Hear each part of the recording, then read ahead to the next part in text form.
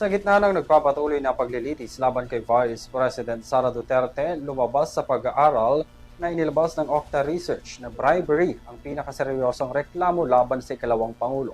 Sa inilabas na pag-aaral, lumalabas na 4 sa 10 Pilipino ang naniniwalang hindi dapat baliwalain ang kaso. Sumunod riyan ang paggastos nito ng kanyang confidential funds. Narito ang balita ni Criza Lopez.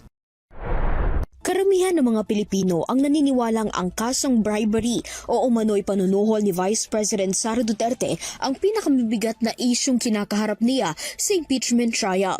Batay sa pinakabagong survey ng Octa Research, 43% ng mga Pilipino o 4 sa bawat 10 ang nagsabing ang bribery ang pinakaseryosong aligasyon laban sa Vice Presidente. Sumunod ang umano'y maling paggamit ng confidential funds na may 28%, ikatlo ang unexplained wealth o hindi maipaliwanag na yaman na may 10%, habang 10% rin ang nagsabing ang grave threats ang pinakamabigat na kaso. Samantala, 8% ng mga respondent ang nagsabing hindi nila matukoy kung alin sa 4 na articles of impeachment ang pinakaseryoso.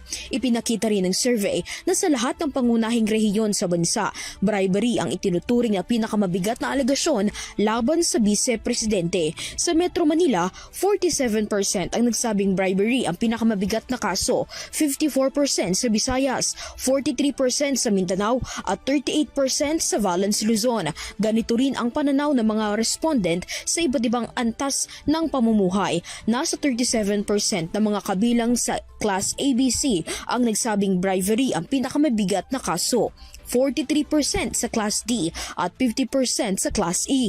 Inakusahan si Duterte ng bribery dahil sa umunoy pamimigay ng mga monetary gift sa mga opisyal at kawani ng Department of Education noong siya pa ang kalihim ng ahensya. Ang kasong bribery ay isa sa mga articles of impeachment na kasalukuyang tinatalakay sa impeachment trial laban kay Vice President Sara Duterte. Isinagawa ang data collection mula noong July 4 hanggang July 11, 2026 kung saan 1,200 na mga Pilipinong nasa hustong gulang ang na-interview.